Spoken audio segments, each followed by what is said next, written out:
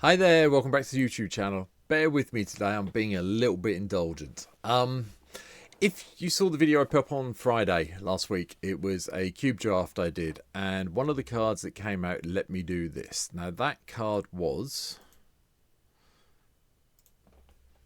Elemental Eruption. 4 red for a sorcery that says create a 4/4 red dragon elemental creature token with flying and prowess and storm. Storm was the thing that got me all these dragons into play that you can see up here. I'm not going to say which game it's in. You can go and watch the video from Friday if you want to watch the draft. It was good fun. I really enjoyed it. But it got me to thinking, is it possible to build a deck that resolves around the storm mechanic in Commander? And I decided to be indulgent and try and build it. And that's what today's deck is all about. Now, the commander I'm using for this is Raikou of the Two Reflections, so it does limit my amount of storm cards I have, and there are some that miss out in white and black. There's not many, but there's a couple that miss out. But Raikou of the Two Reflections is an old card. I'm sure everyone's seen it by now. 2 green, blue and red for a 2/2 human wizard.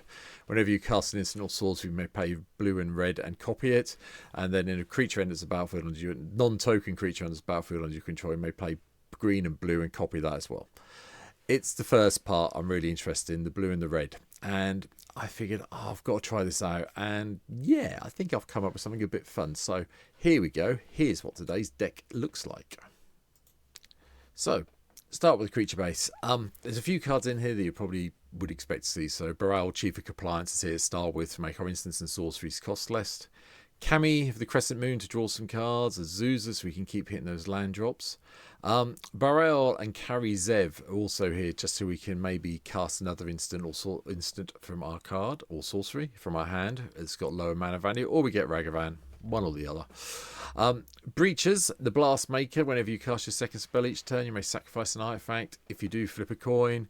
When you win the flip, copy that spell. You may choose copies for the target. If you lose that flip, it deals its damage to any target. That's fine. We've got a few artifacts we can sacrifice off, and occasionally the Menace really does help out a little bit. Dryad of the Elysian Grove, make sure that we have all the mana we need all the time. Gislath gives us a way to get around some of the pain that we have with the artifacts we have in the deck. Calamex, the Stormsire. This is probably the one you expecting to lead the deck, but it only triggers on instance. That is when Calamex is tapped, you get to copy it. But whenever you copy an instant spell, you may put a +1/+1 counter on Calamex. Comes up a little bit, hence why it's not the commander for this deck. Mizzet Magnus hopefully drops the cost of our instants and sorceries, and Oja Patik gives all our instants rebound, which does help a little bit with this deck, and it flips into another land when we need it to. Zathi, the Thunder Conductor, lets us do a bit of scrying with the Magecraft side of things. Occasionally, we get the 10 mana thing off, and you'll see why, and it does work. Lear, Disciple of the Drowned, just means we can't be stopped, hopefully, when we're going off. Melek, Reforged Researcher, also makes an appearance.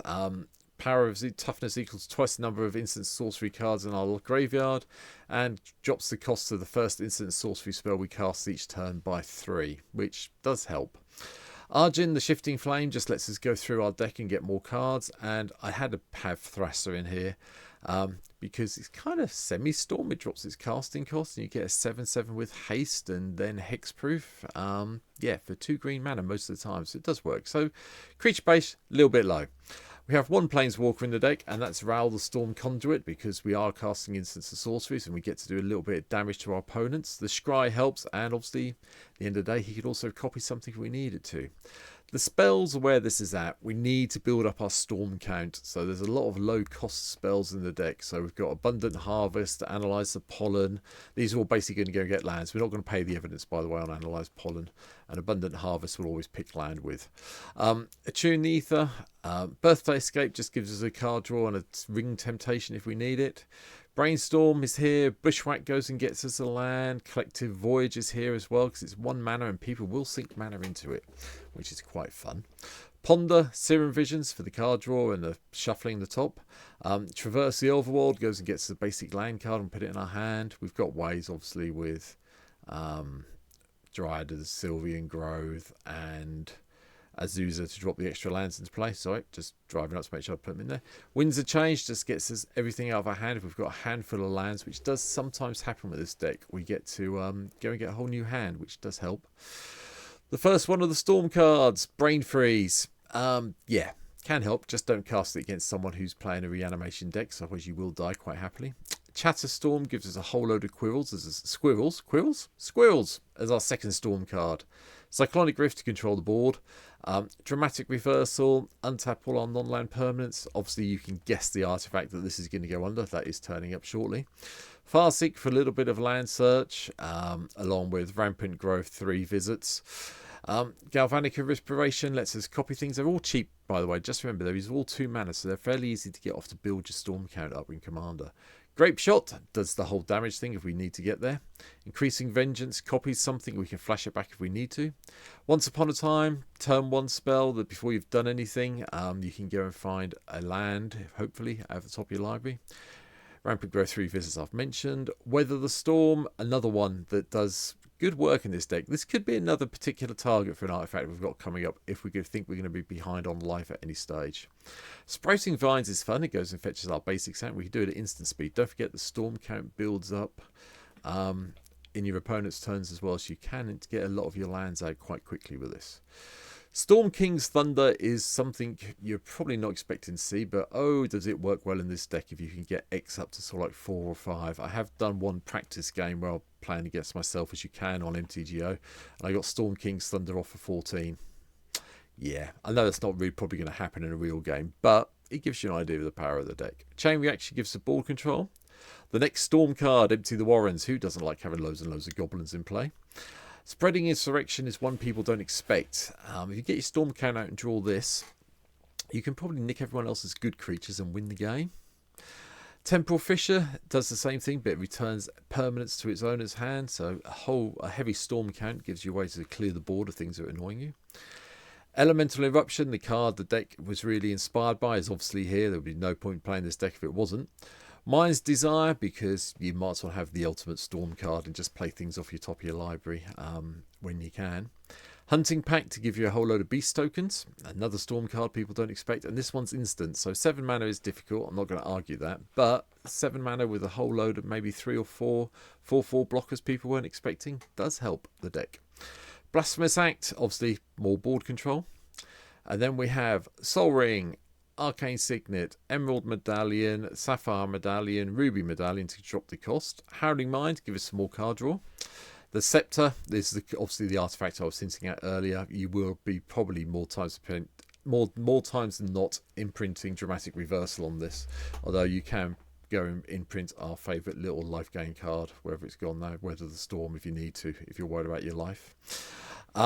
Then we have one of each of the talismans to help with the ramp a little bit.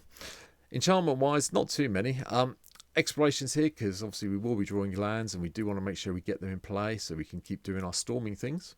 Virtuous Canter lets us go through our library with a bit of luck, and then when we get it to flip another land, and then we can reveal the top 4, as you know how it goes. And Rites of Flourishing, more land drops, more card draw, all well and good. The lands, everything blue, green and red I could think of. Not too many Search Yard, Brokers Hideouts here, Cabaret Courtyard. I didn't go too heavy on it because obviously, you know, we do want to get the lands into play somehow, but you know, we don't want to have too many lands that don't give us colour, because we do need mana to cast all our spells with.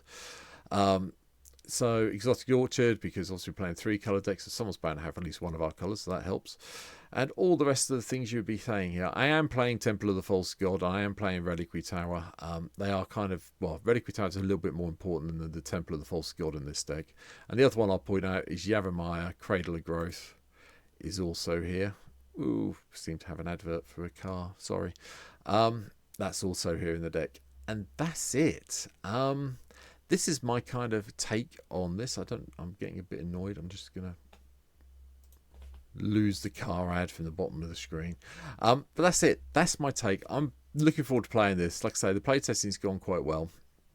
I think it's going to be a fun one. You get to see me play on stream later this week. So, Thanks for watching today's video. Sorry for the indulgence.